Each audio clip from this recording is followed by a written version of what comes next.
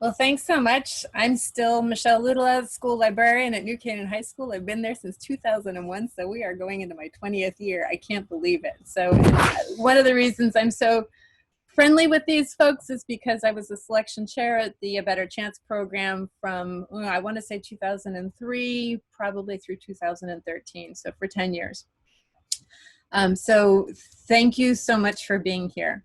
All right, we're going to go right into it now because we have some pretty good questions, and I think they're going to make for some pretty substantive answers. So I'm really excited to have this conversation. So let's just start out with, what were some of the ways that you felt supported by the school being students of color? And I think we'll probably do a round robin. Daryl, you wanted to start?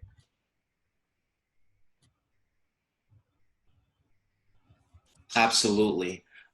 So what I would say, reflecting on my time, is I didn't necessarily feel supported by the school being specifically a student of color.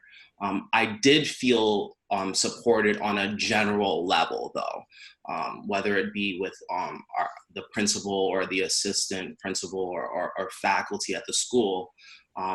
Especially people such as yourself, Michelle, who has given countless years to the high school and ABC. I definitely felt supported by those people.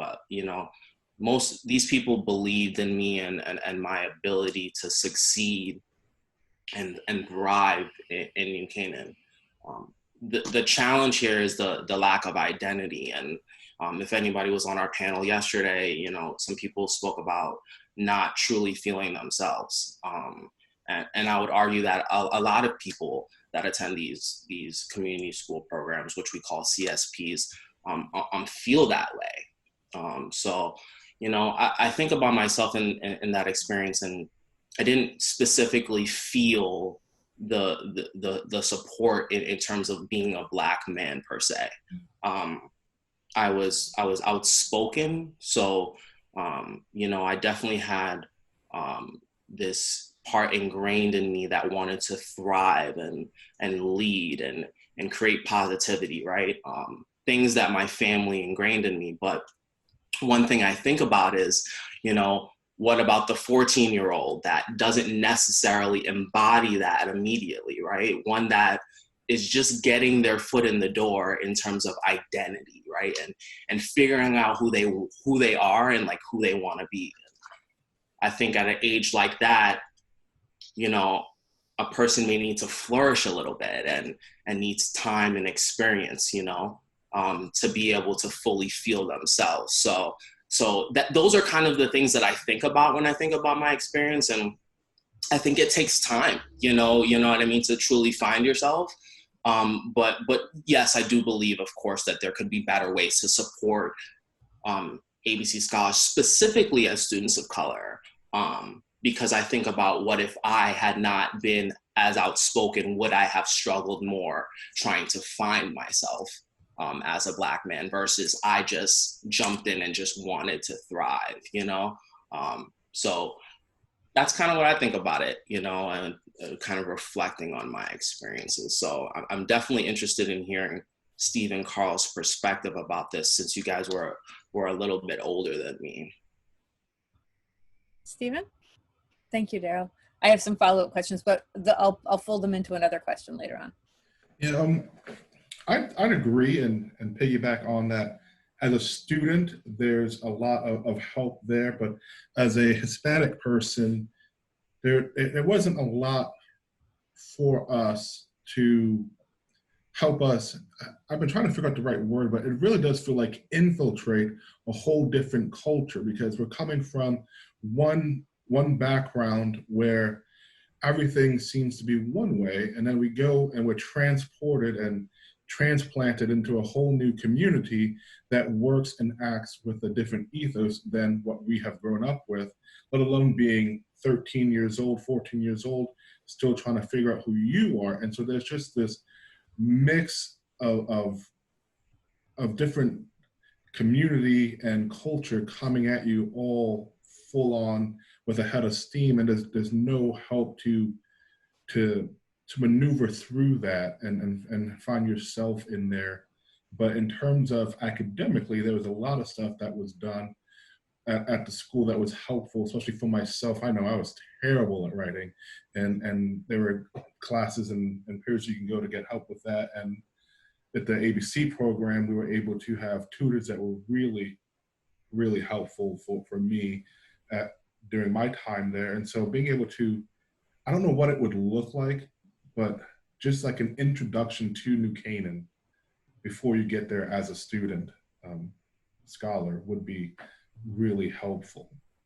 So when you were 1 year ahead of Carl, at some point we started an introduction where we actually did a day before school, and I can't Mm-hmm. remember where it was. I'm pretty sure Daryl and Jelani and Shmuel had it, but I'm not sure we had it in place for you. Do you remember I that? we did. Well, for the interview process, I came up, hung out with the boys, then we went to school for a day. But this it's just not enough of an introduction to the town itself, too. Right. Like to what the kids are into, and some of that we find out on our own. But that takes a lot of effort and energy when we're trying to balance a different kind of academic rigor than for myself that I was used to. I'm trying to catch up to actually having to do some work. Whereas when I was in PS7, there wasn't much academic rigor there as it was when I went to New Canaan. Okay. Yeah, lots of follow-up questions for you, but I want to get to Carl first. All right. You guys can hear me. All right. We can. Yeah, just kind of transparently, my first year at New Canaan was a unique one. I almost left. I did come to an actual point where, and it was for different reasons, a lot of different reasons. It was a culture shock for me. I've never been in that kind of environment. I was literally kind of like a loner. I was just kind of like going to school, getting back. I didn't acclimate much with my host family, not because they weren't great people or anything like that. It was literally a culture shock. So you talk about homesick. From what I'm used to, it was very different. I didn't have much transition time, and kind of a backstory. I was looking at other programs in terms of in middle school. They had things like, your prep for preps. Other schools that I took exams for didn't really get into. So my guidance counselor in middle school kind of opened that up. My father kind of took charge. Coming from where we're coming from, how our parents are. They kind of paved the way, whether not really as much input, which is fine. You're grateful for that. But my first year, I was more of an introvert coming in, very shy. So it was kind of a culture shock. I didn't know how to advocate. I was eating by myself a lot. The real kind of like the comfort level was in the ABC house itself, being around like-minded people. That helped me. I would say probably around close to springtime, probably the second or third semester was really where things started to shift for me. For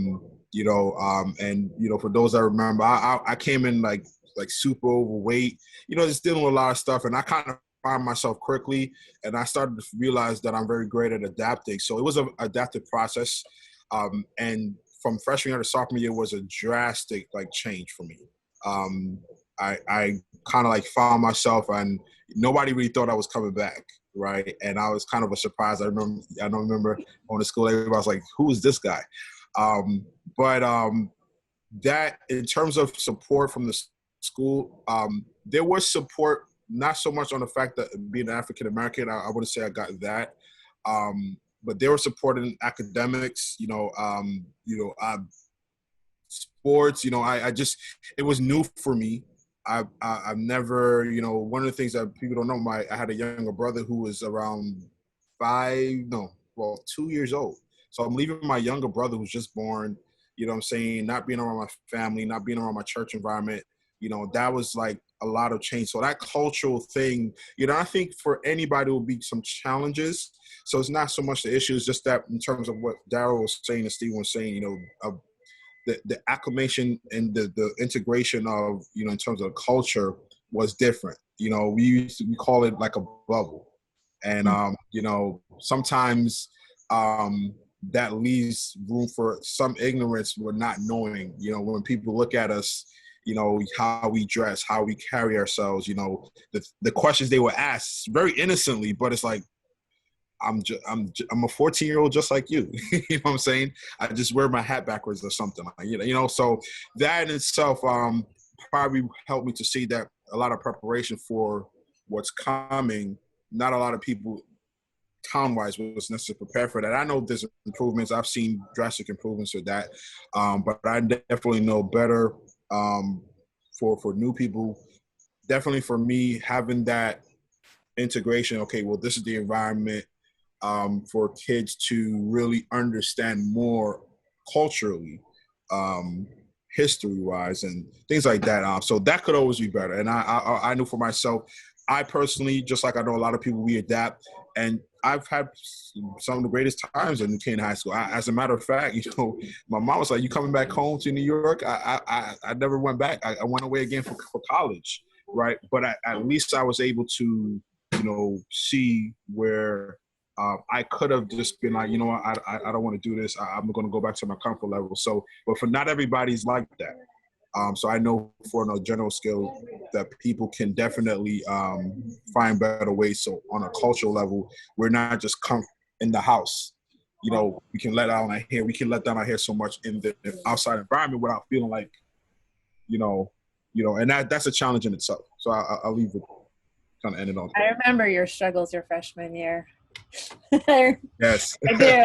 Well documented. You brought it up. It's amazing to hear you talk about it 13 years, what is it, 17 years later, right? Yeah. As an adult, and how you remember it. You recall it the way I do. Amazing. All right, so we're going to move on. There's lots of follow-up questions to what was just said, but I think we're going to have an opportunity to get back to them as we go through some of the other questions. So I want to talk a little bit about curriculum now. So did you feel adequate representation in the materials selected for English and history? And I'm taking a big breath to say anything else that would follow up with that. So I just want to hear what you guys have to say. We do the same rotation or? So yeah, well, sure. Because Daryl's been quiet for a while. We don't want his voice get to try it out, right? So in terms of curriculum, I took a lot of time to really think back to this, and there really was no representation of people of color in the curriculum that I studied while I was there. And I want to touch on the word representation because that is very huge, especially at this sort of age. Because when you don't see people that represent you, especially at the age of 13, 14, where we go back to the identity topic and you're trying to find yourself, it still does help you fit into this idea of feeling like an outsider, of feeling different, especially in history. A lot of the studies and the materials that we would look into or we're studying or looking at is about white and very Eurocentric history. And I think that there needs to be a balance in terms of the coverage of topics by giving non-white and non-American historical perspectives, to give perspectives about Native American history and the civil rights movement from people of color. And not seeing that, again, when we're talking about, finding yourselves and not having that representation is tough. And I know we'll talk about it later in terms of support and what that looks like. But we definitely, especially at that age, you need people of color in all areas of your life, whether it be in your books, whether it be someone to talk to you. The investment of people of color needs to happen so people can feel connected to it. So and also it's important for our peers to know about this stuff as well, right? Because if they continue to see everything being white and white centered, that's how they're going to continue to feel like that's how the world is, right? Is it being centered around whiteness. And learning about culture is extremely great. And but a lot of, especially at New Canaan High School, people didn't see or feel the importance of that, or at least to the level where I would say it should be. So I commend those that are working on things like this, and I only hope that it continues to flourish, and we make grounds, because racial education, yes, that part, but also making sure that people of color are adequately shown in our curriculum, specifically English and history, is huge in my opinion. Great, thanks, Daryl. Stephen? I'd agree, and especially in terms about identity. We're still at the age of 13, we're still figuring out who we are and who we can become. And so being able to see that representation of people succeeding, especially for me, I'll speak on my own experience growing up, the people who are making it out from where I am living are like drug dealers and athletes. So being able to see people who can succeed professionally in academics is something that would be huge, or would have been huge for me. So reading more about like Maya Angelou and Howard Thurman and poets like W.B. Du Bois would be amazing. But I think, but also Hispanic literature as well for myself, like learning an ethics from South American people like Miguel de la Torre is someone that I talk about, where he is very much like doing ethics from the margins of people who aren't in power, and beginning to be able to think like that. Or reading something from Pablo Neruda would be something that's helpful. And then in history, learning about places like Africa outside of just how it was impacted by slavery and the slave trade, but learning about the kingdoms of Kush and things of that nature, who were there for hundreds and thousands of years before the slave trade even occurred, would be very empowering to people who,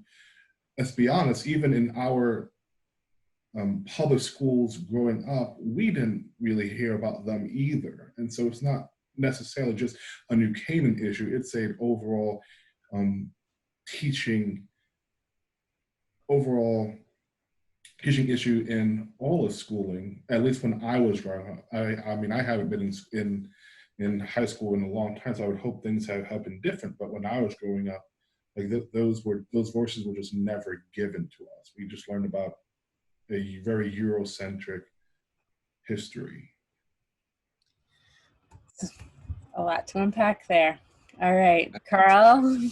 Thank you, Stephen. So what I would agree. Definitely the lack of material regarding more well-rounded, as Daryl rightly mentioned, when you talk about representation, that's a huge, we don't just want to learn history about our culture, but every culture, that's important. And I think, I would say it was spotty at best in terms of access, right? Not that you couldn't have access to it, but think about a 13, 14-year-old that doesn't really know how to navigate it, right? So we just didn't have someone to lead us where the access was. A lot of things was kind of figuring out, and trial and error sometimes. So, and I came in. I personally didn't like English and history, so that would have, I was more of a math science guy, but even still, that access to the curriculum, for history, English, where, I'm trying to remember a lot of the material we did for English, and I'm very spotty. I can't remember material where it was like when you talk about different cultures, probably the best I've gotten was when I think it was my junior year. I was taking U.S. history, and I started to really get access to a few things. Obviously, you're a little more mature. I remember even doing, we were doing a Martin Luther King event that I know ABC always does, and I was chosen to speak. That was kind of like, for me, an opening of now learning more about myself as a growing into a man, so to speak, but also as an African American. And I think I still have the speech somewhere. That was kind of like, for me, it was like growth. Writing that speech and speaking in front of those individuals from an African American perspective. Kind of talking about Martin Luther King and the impact and whatnot. That was a perfect kind of like, and I appreciate ABC for doing that, to really expose us and use allow the students, ABC students in the house, giving them a chance, a representative to really speak. And I started to see that. But that was from an ABC perspective. But from a New Canaan high school perspective, it was different. They didn't really have that kind of outlet to really, and even if somebody, wanted to, it was kind of you will be a little nervous sometimes. So to really say, I want to talk about this, I want to, so that kind of support could have been better. I don't know how it is now so much, but definitely curriculum didn't really have access. It couldn't always, I feel that, having even specific, books and just, let's talk about specific, one culture, not just like, okay, yes, this happened. What I'm saying? It's like a, footnote almost, so definitely, could be improvements there, at least from my end. Yep. Okay. There's a strong message across those three responses. All right, so we're going to skip to code switching. So first of all, what is it? Because not everybody's going to know what is meant by code switching. And how did this influence your individuality? We've talked a lot about identity. And we can probably fold some questions about how you fit into that answer. I think they fit well together. So. Yeah. So, a lot of different people feel, and Michelle, I'll connect this a little bit to fitting into the high school, right? So to me, code switching is adapting to different environments and situations, right? So, and it was a big part of my high school experience, between the school, the house, my host family, ABC board, people and other families from New Canaan. I definitely felt the need to feel like I needed to adapt, that I needed to have this level of being on, and it, of course, as time went on, like I naturally felt less of the need to code switch per se in certain spaces, like as I got more comfortable with my host family and as I got more comfortable with the other scholars in the house, like I definitely, that starts to loosen up very quickly, especially in the house, right? Because you have people that are going through the same day-to-day per se, in terms of their experiences in the high school. But what I will say is that when it comes to individuality and what we're talking about there, who I was at the core and who I wanted to be and my morals and what I believed in, has always been genuine. But what I would challenge even myself as I reflect on this is, adapting comes with a cost. Adapting to environments comes with a cost. And that cost can be different things, maybe not feeling connected to who you are as a Black person, you lose yourself. And then as you're submerged into college or after high school life, you're all of a sudden subjected to race because it wasn't around in high school, you know what I mean? Or you weren't around people of color. And I found different ways to fit into the high school, and that's one thing that I'm extremely appreciative of, is that I was very involved in the community. And I was involved in sports, and I was involved in community service, and I was involved in the youth group, and I was involved in Emmaus. And I'm very grateful that I tried my best to give back to the community, and I'm grateful that I had a host family that gave back to the community as well. So I was able to fit in that way, and meet a lot of different people, a lot of great people, I want to add. But definitely, my experiences definitely adapted based on who I was around. You know, I didn't want, there was this persona that I felt the pressure to put on, especially in different predicaments. And code switching happens in a lot of different ways, right? Of course, the way that you talk to a friend is not the way that you're going to talk when you're at work, right? And you're working in a professional space. But I think that definitely being a person of color, this level of code switching is so dire that it can create like narratives that you're not looking for if you don't navigate your environments correctly. So I would argue that there's definitely this huge pressure coming into a space that people don't look like you to be this thing and to be a certain way and to act a certain way. And one thing that I would say is that we should definitely encourage our scholars to understand what code switching is, because they may go into high school doing it and not even realizing what code switching means, but also being able to understand that you have to be able to bring out who you are as an individual, figuring out how to bring that into play too, so that you don't feel like you're suppressing who you genuinely are. That sounds very complicated for a person of any age, not to mention a 13, 14-year-old. Stephen, how does your experience fit into that?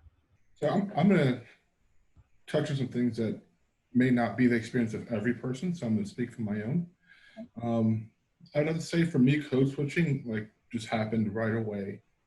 Going from Brooklyn, New York, where I pretty much only saw white people on TV, to a place where I was surrounded by a predominantly Caucasian community who may or may not have ideas about myself in their heads just based on how I look and speak and act. And so I took it personally to try and counter that.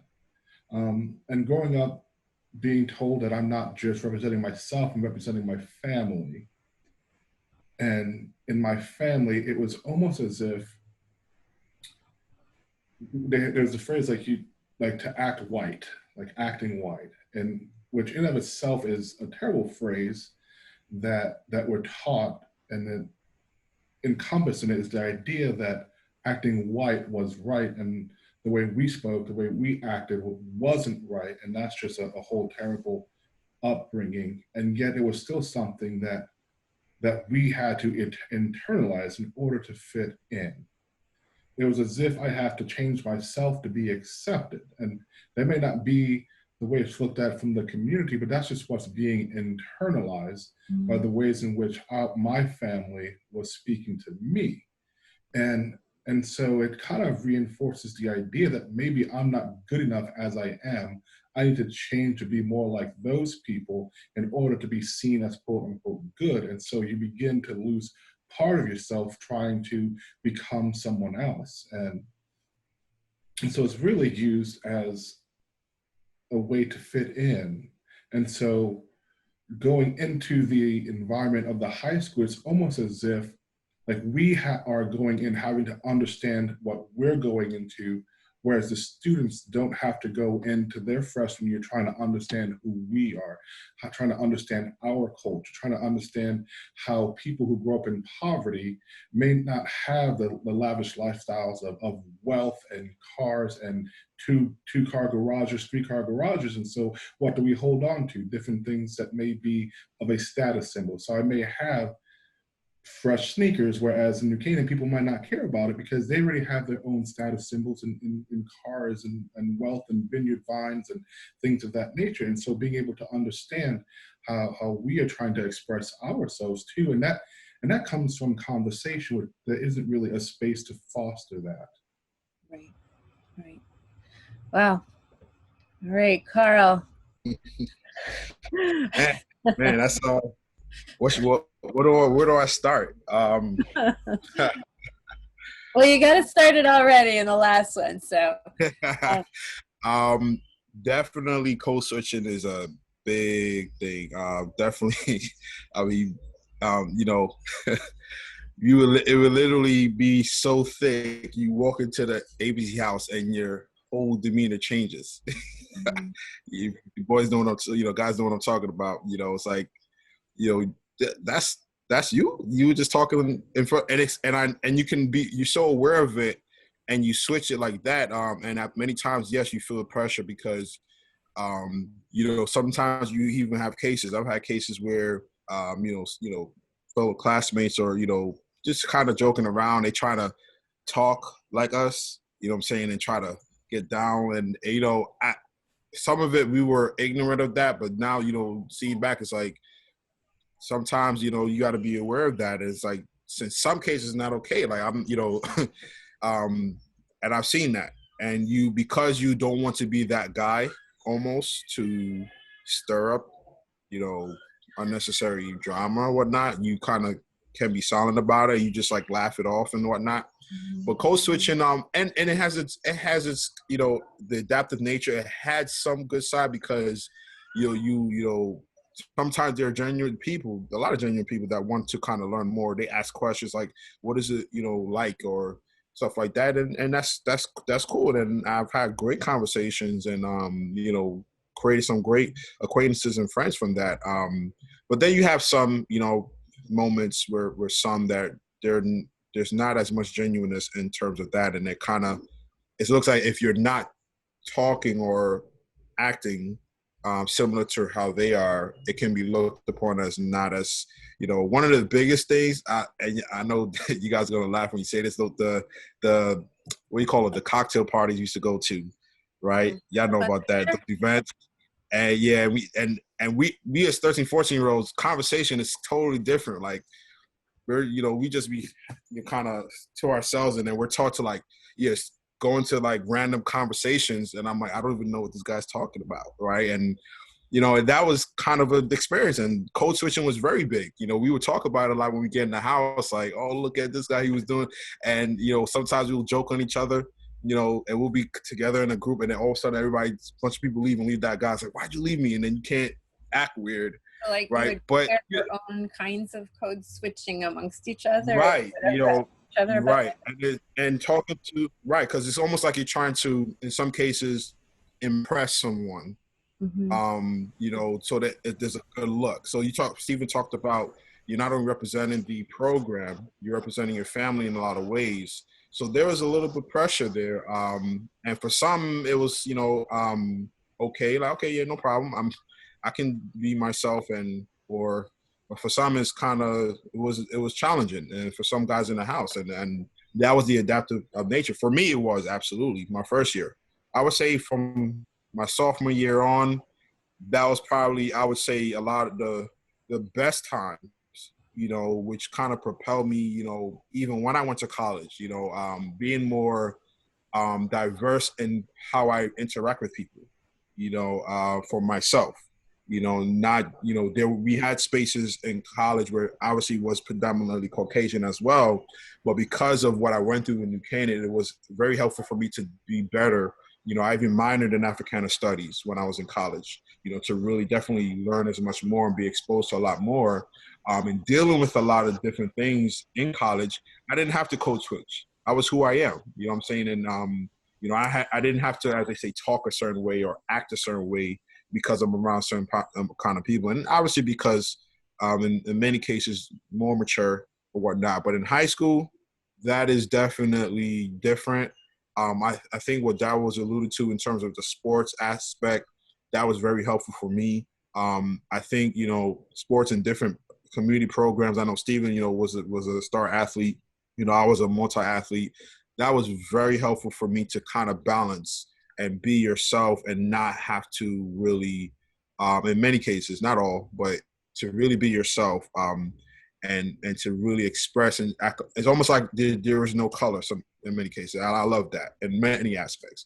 There were some aspects where you realize, okay, well, you feel that pressure, but when you know the game is on the line, when you're competing, when you are, you know, whether it's band, you know, I was part of the music band, so that was huge for me. You know, I actually learned a couple new instruments from that, and that helped me by just in general. So I've gotten that support where I didn't have to code switch, but it was there definitely. And I know I personally, when I was aware of it, I was like, you know what, you know, certain aspects like Daryl alluded to, when you're in a professional environment, you want to definitely have some, you know, professionalism. You learn the etiquette, things of that nature. That's necessary, but in terms of code switching, it's definitely there. That's a great segue into the final question. We only have 5 minutes for this one, so we're going to go real fast. But and Carl just was talking about this, so you've already brought us halfway there. What is a safe space, and where were your safe spaces in New Canaan? And you've just sort of answered some of that. We only have 5 minutes, so do you want to add to that before we move back to Daryl? Yeah, safe spaces for me was absolutely the house. Became you know, kind of a letdown, and certain aspects of the programs that I was involved in, whether it be music. Many times I would go like on a free period to just wind down and play some music, and they had, you know, that was definitely good for me. And you know, or like, you know, sports. Basketball is my favorite sport. Sometimes I love that. I did just kind of shoot around and let off some steam, stuff like that. You know, so that was very helpful, and it allowed me to create more relationships and become more comfortable, now open up myself to other areas. Great, thanks. Thank you so much, Carl. No Daryl? problem. Yeah, well, for anybody who doesn't know what a safe space is, it's a space for people that feel marginalized to come together and reflect on experiences of feeling marginalized. And the most important thing is without judgment, right? So I didn't feel like I had any safe spaces specifically in the high school. I felt the most of like myself in the ABC house, hands down. We had people that I still consider as brothers. And my host family truly made me, of course, feel welcome and a part of their family since day one. But what I'll say is that a lot of the things that of feeling maybe discriminated against, or seeing things that could and were racist, happen in the school and on fields and in sports. So having that safe space in the high school, I feel is so important to unpack all of those things that do happen to people of color, specifically even more ABC scholars. But how can we ensure that people of color in the high school, right, feel supported and can talk about some of these challenges? Good point. Stephen? I definitely would be a little bit more specific in that the safe space for me was the second and third floor of the house. First floor was the common area. Now the directors are still there, so go up second and third floor where it's kind of our personal space. I'd like to, before we leave, touch on something that was a question that was posed, and it was about how difficult it is to immerse ourselves in the culture, the social culture of the high school, because I think that's really important, because in all these things that are being talked about, there's a lot of pressure to succeed. And the having a one strike and you're out is so hard for kids who are 13 and 14 years old, having to balance code switching, having to balance trying to fit in, and having that restriction of I can't even be a teenager. I have to be an adult because I can't make any mistakes, and my mistakes are so much greater than my peers who are around me, that they get to grow and make mistakes and learn who they are and learn from those mistakes. We don't have that opportunity in the house, because one slip up and we're gone. If we're at a party and something happens and we're not even expecting, we can be kicked out of the program, even though we weren't trying to be in that environment. And that's a pretty big environment of New Canaan High School, is the party scene. There's lots of drinking, lots of drugs, and that's the reality in many places, especially in affluent areas where there's a lot of money to spend on those things as well.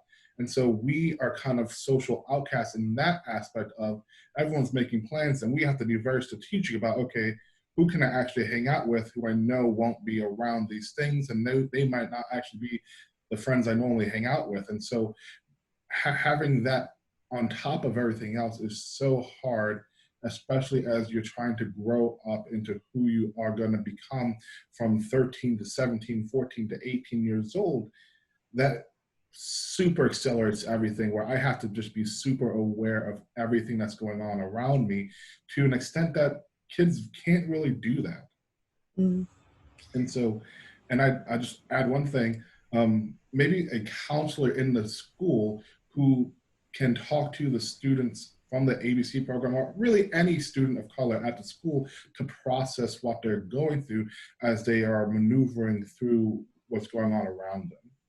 That's a really great idea. Michelle, one last thing that I just wanted to say, and I'm gonna literally, it's gonna take me 30 seconds, is that you know, especially doing this work and reflecting on certain teachers that I had in school, there were definitely a lot of those people did show their allyship and try to open up these doors to create these safe spaces. And I think that now that we're having this conversation more and more, it's going to continue to open the door for that, not only in New Canaan High School, but all of these community school programs, where teachers and faculty are going to feel that they can continue to open these doors, as I feel like people such as, you know, my Spanish teacher, Senora Astacio, which I think may be on this call, you know, opened up the doors and made a lot of us as ABC students feel welcome into the community. So as we continue to have these conversations and continue to get more educated on these topics,